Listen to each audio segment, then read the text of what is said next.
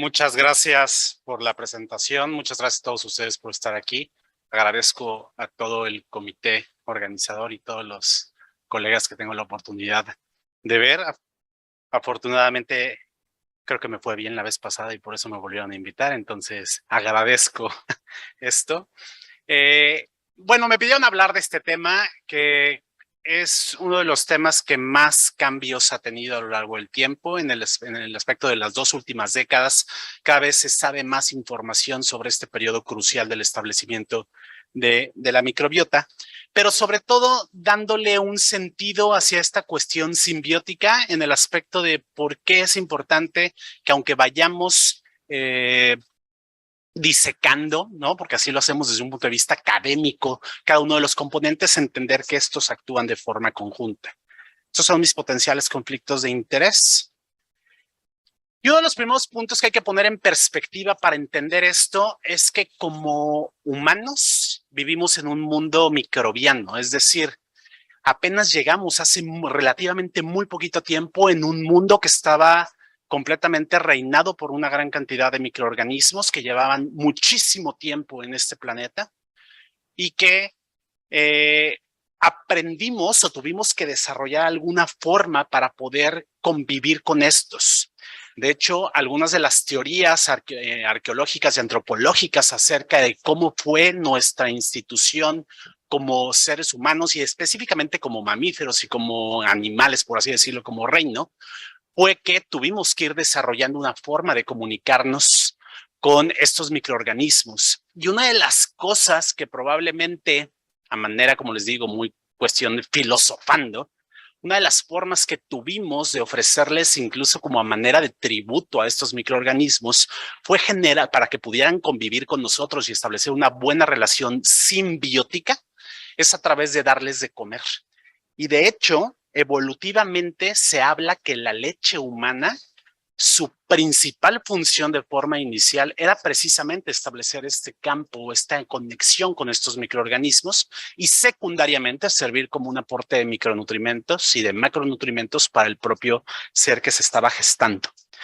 E incluso tuvimos que desarrollar la forma en cómo comunicarnos con estos microorganismos a través de diversas vías y sobre todo aprendiendo a tolerarlos. Recuerden que nuestro sistema inmunológico tiene el objetivo de identificar lo que no es nuestro y todos los microorganismos que tenemos en nuestro cuerpo funcionarían o funcionan como una cuestión completamente ajena a nuestro cuerpo, de tal forma que nuestro sistema inmunológico, a pesar de que los identifique como algo extraño, tiene que tolerarlos.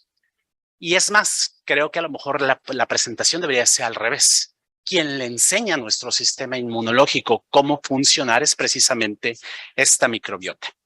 De tal forma que tenemos que aprender a conceptualizar la leche humana, sí, desde el punto de vista como la empezamos a aprender, que era una fuente de macro y de micronutrimentos, porque sí, verdaderamente contiene todos estos. Sin embargo, va más allá de esto, contiene una gran cantidad de sustancias bioactivas. Y dentro de estas sustancias bioactivas, como ustedes pueden ver, sí, las más conocidas desde el punto de vista inmunológico, sabíamos las inmunoglobulinas, pero los componentes que tiene son unos que están ahí presentes, que están con una sigla en inglés, que son los HMOS o los HMOs, que serían los oligosacáridos de la leche humana, como verdaderamente lo tendríamos que decir, pero bueno, se puede decir ambas acepciones y son correctas. Sin embargo, también hay una gran cantidad de péptidos antimicrobianos recientemente, bueno, no tan recientemente, pero el papel que tienen o que juegan los MIRNAs, ¿no? Estos microRNAs que juegan un papel muy importante en cuestiones no solamente de microbiota, sino en modulación a nivel desde el punto de vista inmunológico y epigenético de forma predominante. Y un tercer componente, gran componente, que seguramente nunca nos habían dicho y nunca les habían dicho que es un componente primordial de la leche humana, que es toda la microbiota de la leche humana. Es decir, es un componente tan importante porque muchas o la inmensa mayoría de esta microbiota va a cubrir un papel muy importante en el establecimiento de la microbiota intestinal de ese niño.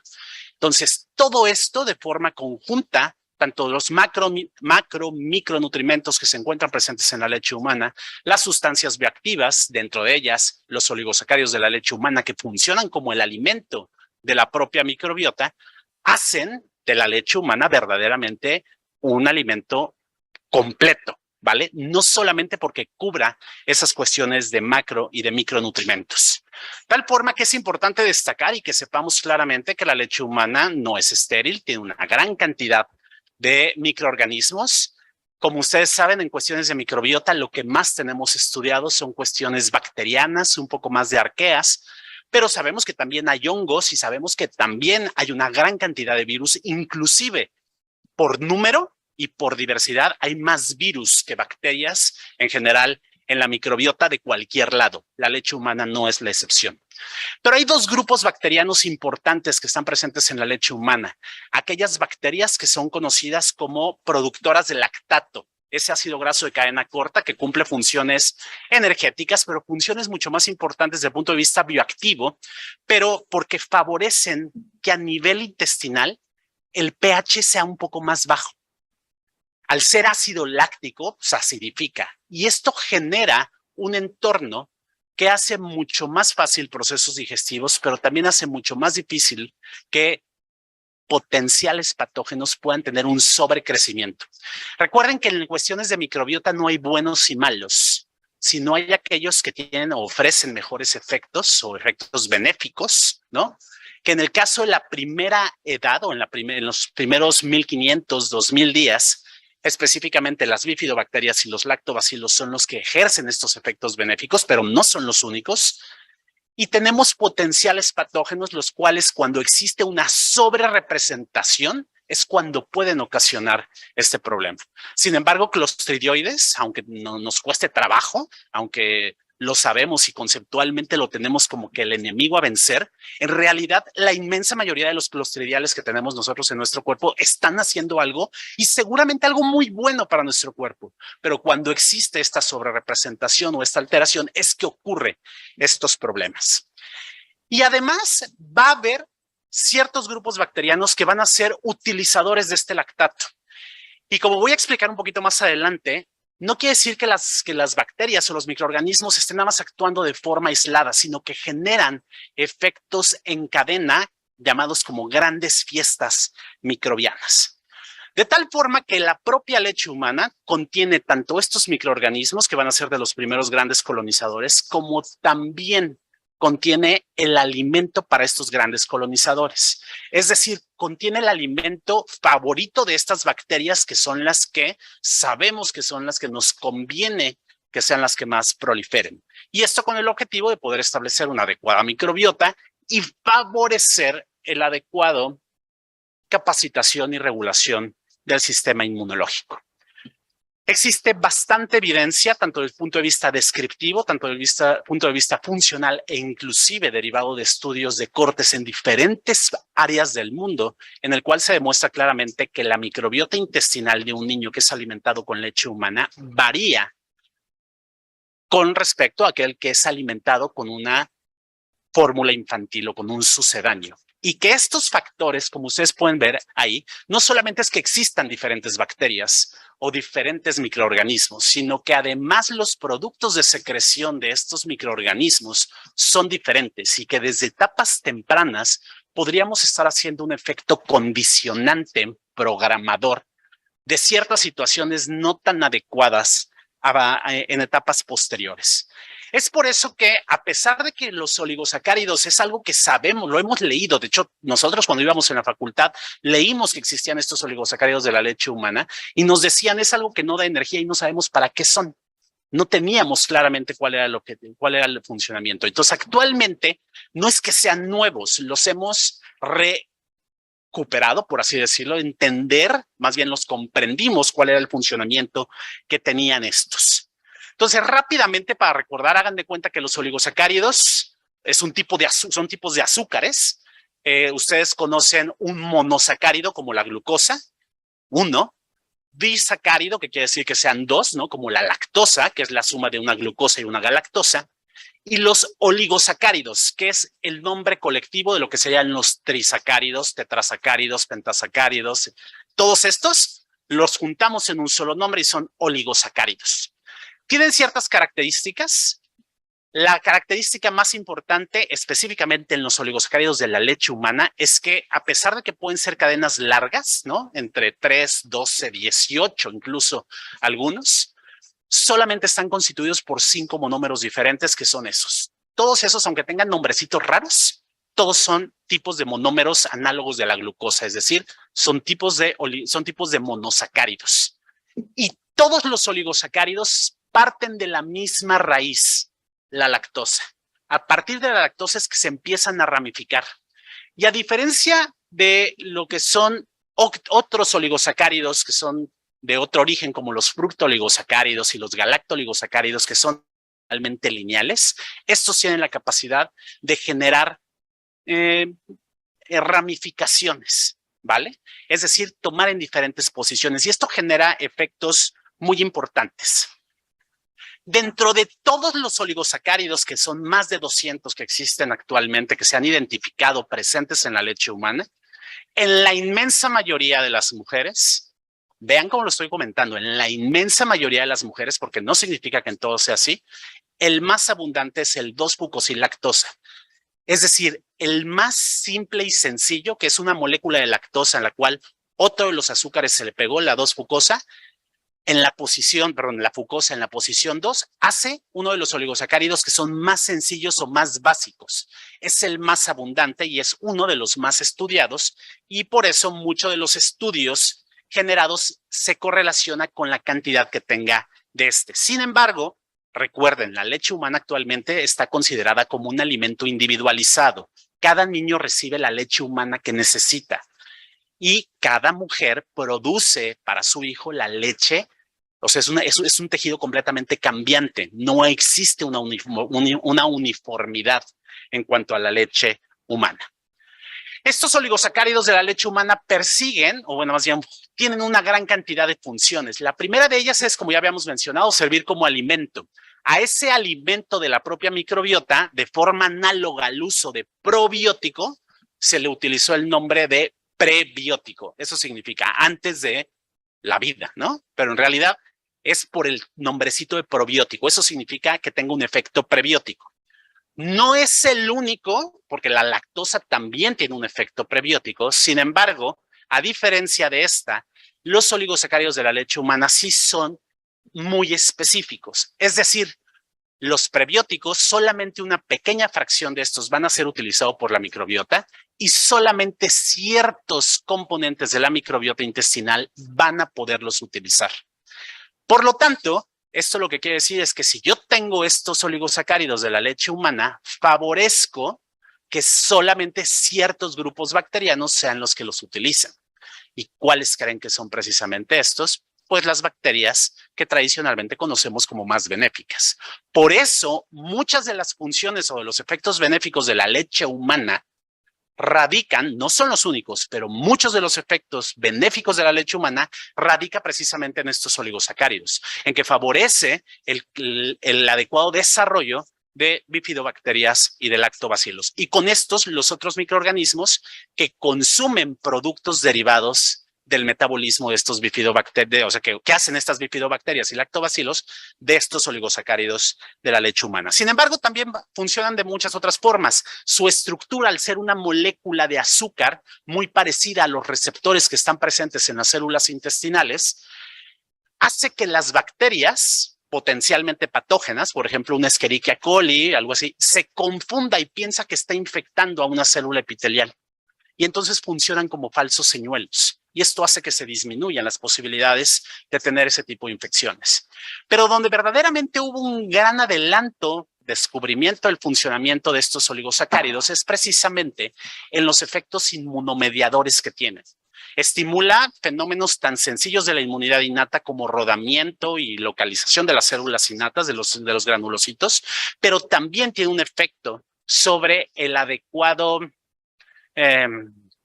estimulación epigenética de linfocitos T, linfocitos B, es decir, estimula, ¿verdad? Tiene un efecto inmunomodulador en ambos tipos de sistema del sistema inmunológico. Incluso sabemos actualmente que muchos de los efectos de reforzamiento de la barrera para que puedan tener las uniones intercelulares, que se cierren estas zónulas ocludens y que no exista esta permeabilidad intestinal, es a través de estos oligosacáridos de la leche humana. De hecho, actualmente hay varias líneas de investigación, una de ellas en el estudio de tratar de favorecer esta permeabilidad intestinal, de cerrar, de quitar esta permeabilidad intestinal en el contexto de padecimientos como enfermedad inflamatoria intestinal o algunos otros procesos. Y entonces no estaría tan extraño que de repente empecemos a encontrar oligosacáridos de la leche humana de forma sintética que puedan ser utilizados en el contexto de estos padecimientos en los cuales la permeabilidad intestinal se encuentra presente. ¿Qué evidencia existe sobre estos oligosacáridos de la leche humana en beneficios de forma directa sobre la salud? Bueno, pues como ustedes pueden ver, la inmensa mayoría de estos va o está relacionada con cuestiones de salud digestiva. Sin embargo, sabemos que también inducen cambios a nivel de la diversidad en cuestiones de lo de la microbiota, pero también efectos a nivel extraintestinal. Se sabe que una cierta porción de estos oligosacáridos de la leche humana puede ser absorbida, puede incluso llegar a vías urinarias y ser utilizado por la microbiota de las vías urinarias, ejerciendo efectos positivos o adecuados a ese nivel. Sin embargo, también sabemos que ejercen efectos a nivel de metabolismo óseo, ejercen efectos a nivel del propio neurodesarrollo. Como ustedes saben, obviamente donde más estudios y nivel de evidencia existe, pues son en cuestiones en el ámbito digestivo. Sin embargo, sí existen algunos otros, están en estudios preclínicos de las otras cuestiones de su funcionamiento. Una de las características más especiales de estos oligosacáridos y que evidentemente por las cuestiones de la pandemia, por las cuestiones de COVID, salió a relucir es el efecto antiviral que tienen estos oligosacáridos de la leche humana de forma directa. Como pueden ver, bloquea de forma directa hacia la unión de estos, a través de evitando la unión de estos virus hacia los receptores de norovirus, de rotavirus, del virus de la influenza. De hecho, muchos de los efectos antivirales no solamente son por cuestiones de anticuerpos, sino es directamente por estos propios oligosacáridos de la leche humana. Y ya les había comentado, el hecho de que estén presentes estos oligosacáridos son los que determinan en buena medida qué tipos de bacterias o de microbiota es la que va a estar presente. Hay estudios que demuestran cómo cuanto mayor cantidad de oligosacáridos de tipo fucosilados, mayor predominio de ciertos grupos bacterianos. Y me gusta llamar la atención de uno de ellos, precisamente ahorita que entró el doctor Warner, que siempre nos dice que Akkermansia es uno de los microorganismos que tendríamos que tenerle un punto fijado, ¿no? Porque es uno de nuestros grandes amigos en las cuestiones de la microbiota. Y precisamente algo que favorece que a nivel desde las primeras etapas, o sea, de los primeros días de vida, favorezca el crecimiento, no el crecimiento, la población de Akkermansia es precisamente, por ejemplo, los oligosacáridos fucosilados. Es decir, es un alimento que le gusta a Akkermansia y que es uno de los que tiene el armamento enzimático para poder degradar estos oligosacáridos que no son tan fáciles de poder degradar de forma adecuada. Hay varios estudios y rápidamente les voy a presentar, no voy a meter mucho en ello porque no era tanto el objetivo de esto, pero que vean cómo sí se correlaciona cuando hay altos niveles de 2-fucosilactosa con favorecer que bacterias o microorganismos que son conocidos por su efecto benéfico estén mejor representados y que bacterias potencialmente patógenas se vean inhibidas en cuanto a su crecimiento. Y esto tiene que ver por efectos directos de este microorganismo sobre bloquear el crecimiento de estos potenciales patógenos, pero también al favorecer el crecimiento de las otras bacterias benéficas lactatoproductoras, generan un medio inhóspito o no tan adecuado para su adecuado desarrollo. En este otro estudio, nuevamente se pone en relevancia como niños que no son alimentados con leche humana, que estaban alimentados con una fórmula, el hecho de adicionarles estos oligosacáridos hace o genera cambios a nivel de la microbiota, nuevamente también favoreciendo el crecimiento o el desarrollo de bacterias potencialmente benéficas o que son conocidas desde el punto de vista benéficos.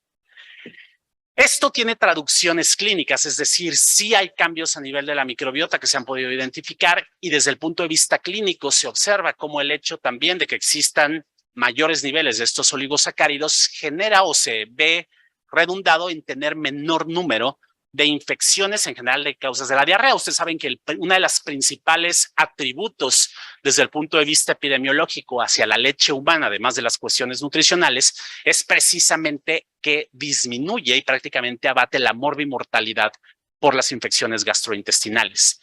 La inmensa mayoría del efecto benéfico de la leche humana para abatir estas infecciones gastrointestinales va derivado de precisamente de estos oligosacáridos de la leche humana. Hay varios estudios, ustedes pueden ver nivel de evidencia, estudios de cortes, estudios de ensayos clínicos que se han llevado para ver cuál es el efecto de la suplementación de este 2-fucosilactosa y que pueden dar cierto fondo de que pudiera ser una ventana de ayuda precisamente para aquellos niños en los cuales no están recibiendo leche humana. Sin embargo, obviamente, todavía se necesitan mayor cantidad de estudios antes de poder recomendar de forma tan amplia. Es por eso que cada vez estamos viendo que en la industria, ¿no?, de las fórmulas lácteas están tratando de incorporarlos, porque finalmente eso es lo que persiguen. Aunque todavía les falta muchísimo, tratan de emular o de parecerse lo más posible hacia la leche humana. Y ya desde el punto de vista de efectos, además de la diarrea, sino efectos en otro nivel, a otros tipos de microbiota, se ha visto que infecciones respiratorias también se ven disminuido. Y sobre todo, quizá una de las cosas que a lo mejor algún grupo de nosotros vemos como que con mejores ojos, es el hecho de que un niño se enferme menos de padecimientos que habitualmente son respiratorios, que son virales.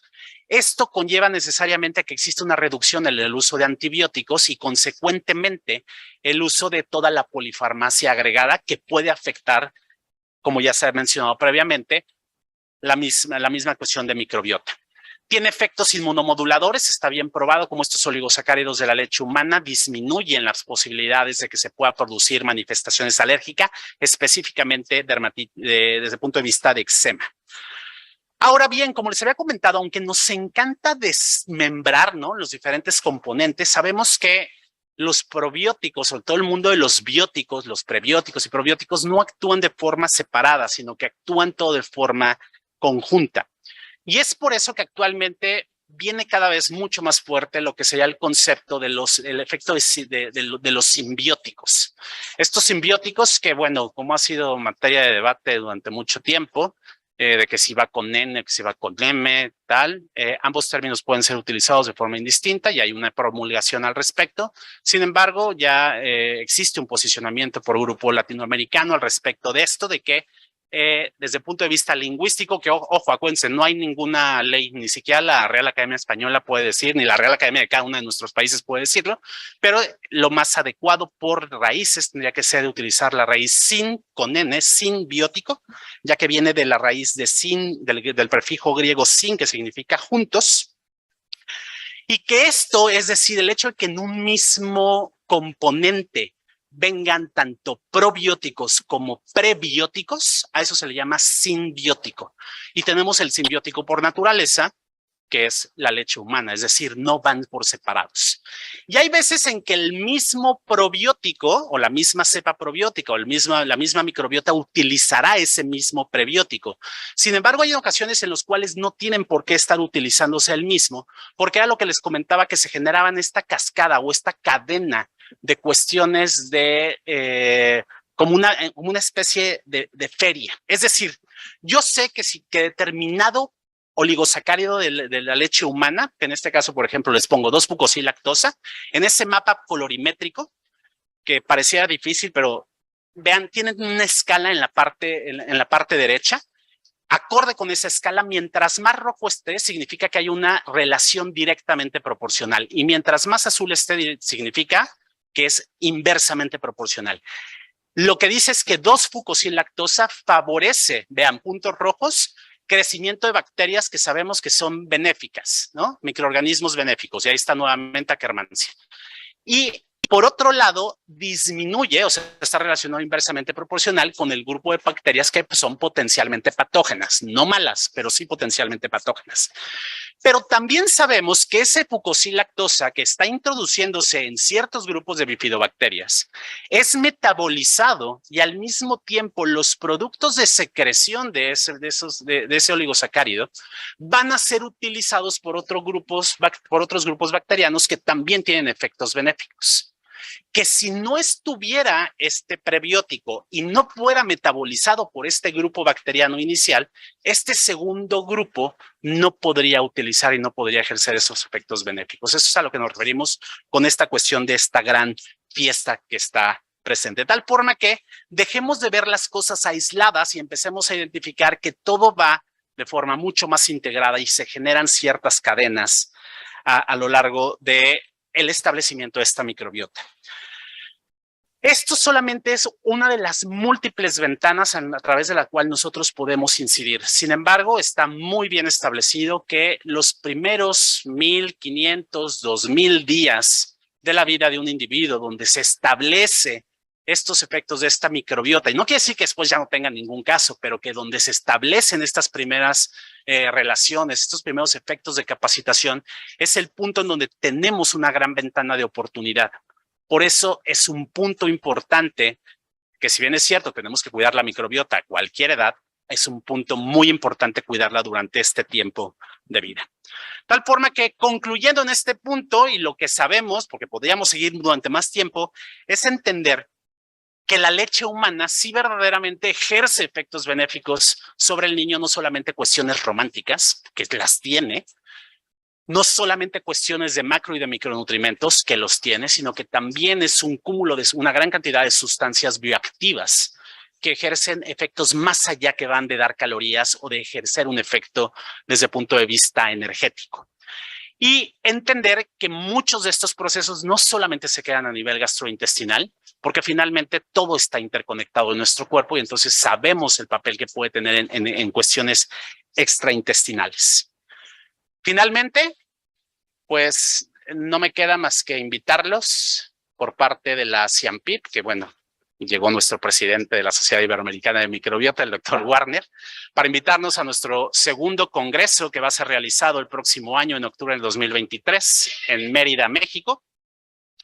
Y también aprovecharlo porque, bueno, pues también vengo representando a LASPEGAN y, como ya los dijo la doctora Orsi, invitarlos en el 2024, diciembre del 2024, para nuestro Congreso Mundial, que ahora somos la sociedad anfitriona para el Congreso Mundial de Gastroenterología, Hepatología y Nutrición Pediátrica.